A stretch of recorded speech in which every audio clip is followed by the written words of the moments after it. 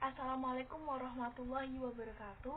Kami dari kelompok 4 akan mempresentasikan dengan tema pengertian sumber hukum ilmu mawaris, sebab dan halangan dalam pewarisan. Kelompok kami beranggotakan 4 orang, diantaranya yaitu yang pertama Hana Safira dengan nomor induk mahasiswa 933416318. Yang kedua ada Salsabila Talita Rosyadi dengan nomor induk mahasiswa 2010469. Dan yang ketiga ada saya sendiri, Eva Triwijayanti dengan nomor induk mahasiswa 2010470. Dan yang terakhir ada Muhaimin Nur Sidik dengan nomor induk mahasiswa 2010471. Pokok pembahasan pertama yaitu mengenai pengertian waris. Kata waris berasal dari bahasa Arab, yaitu warasa yurisu, warisan, yang berarti berpindahnya harta seseorang kepada seseorang setelah meninggal dunia. Biasanya harta warisan ini berkaitan dengan keluarga. Dalam Al-Quran ditemukan banyak kata warasa yang berarti menggantikan kedudukan, memberi atau menganugerahkan, dan menerima warisan. Sedangkan al-miras menurut istilah ulama ialah berpindahnya hak kepemilikan dari orang yang meninggal kepada ahli warisnya yang masih hidup, baik yang ditinggalkan berupa harta, tanah, atau apa saja yang berupa hak milik legal secara syar'i. Yang kedua, poin kedua yaitu sumber hukum ilmu waris. Yang pertama, dalil yang bersumber dari Al-Quran sesuai surat An-Nisa ayat 7 yang berbunyi lirijali nasibu mimma tarakal walidani wal aqrabuna walin nisa'i nasibu mimma tarakal walidani wal aqrabuna mimma qalla minhu aqsal au kasur nasibam mafruḍa. Artinya, bagi orang laki-laki ada hak bagian dari harta peninggalan ibu bapak dan kerabatnya, dan bagi orang wanita ada hak bagian pula dari harta peninggalan ibu bapak dan kerabatnya, baik sedikit atau banyak, menurut bagian yang telah ditetapkan.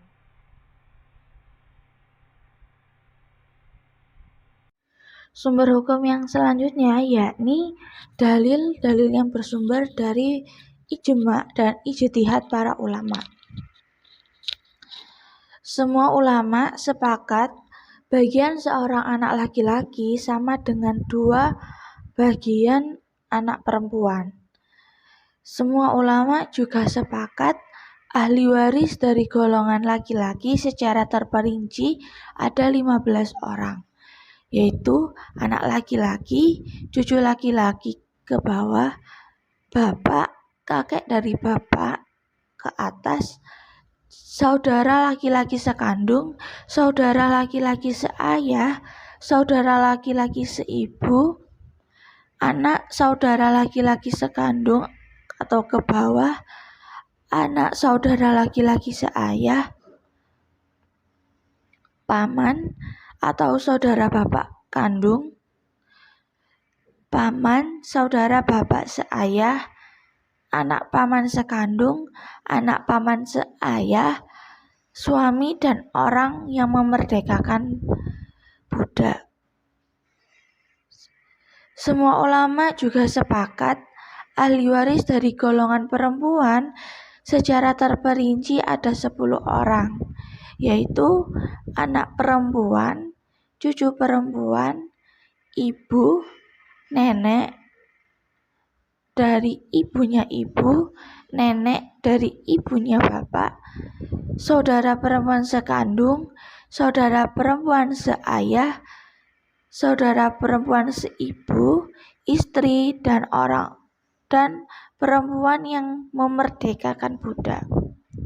Dari uraian tersebut dapat disimpulkan bahwa ulama memahami dan mempraktekkan ilmu faraid dari zaman Nabi Shallallahu Alaihi Wasallam sampai sekarang sesuai dengan ayat-ayat mawaris yang tertulis dalam surat An-Nisa ayat 11, 12, 33, 176, dan beberapa ayat lain yang menjadi pelengkap di samping beberapa hadis yang terkait dengan mawaris. Selanjutnya yakni sebab-sebab timbulnya kewarisan dalam Islam. Yang pertama yaitu hubungan pernikahan.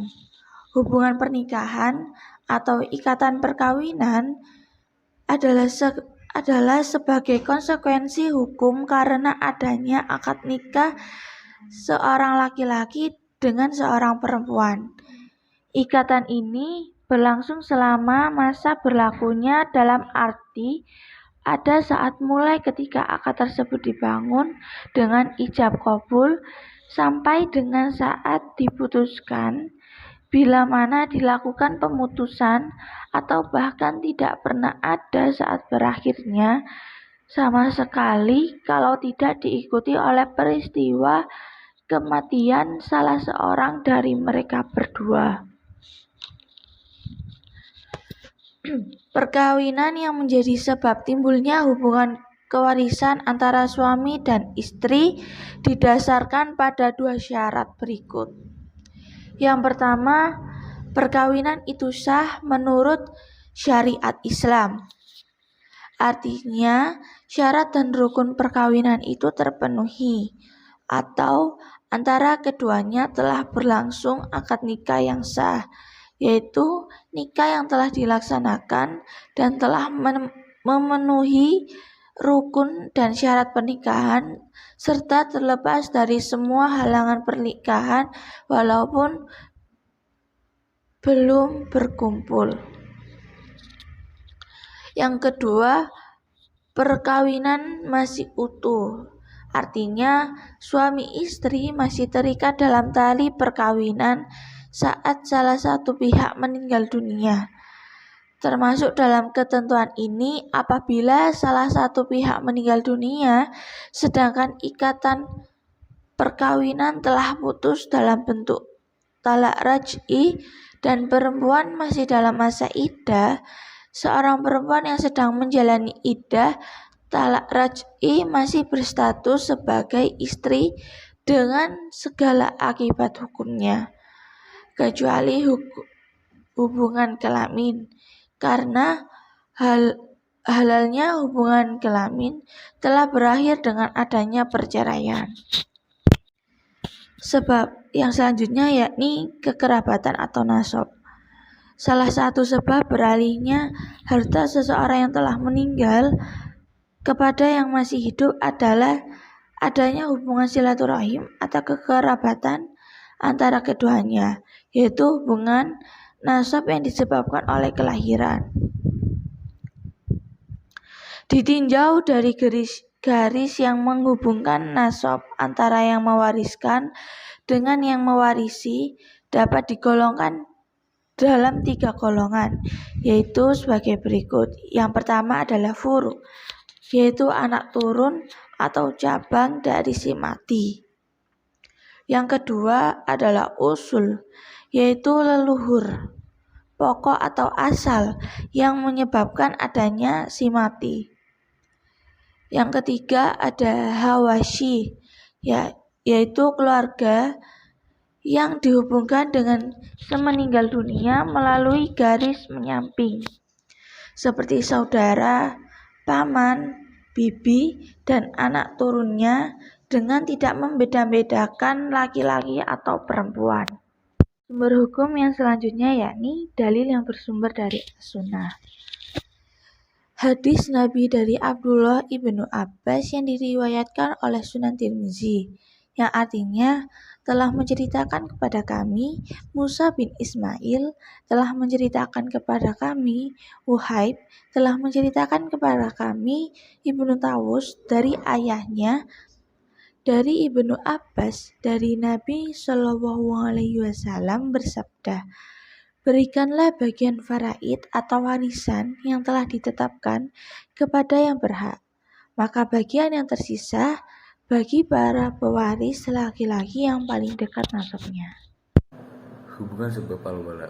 Hubungan sebab al-wala adalah hubungan yang tercipta dari tindakan seorang pemilik budak yang memperdekakan budaknya itu. Kemudian, setelah bekas budak tersebut mampu bertindak hukum dan mempunyai milik sejumlah harta benda. Bila bekas budak ini meninggal, bekas tuannya menjadi ahli waris, tapi tidak untuk sebaliknya.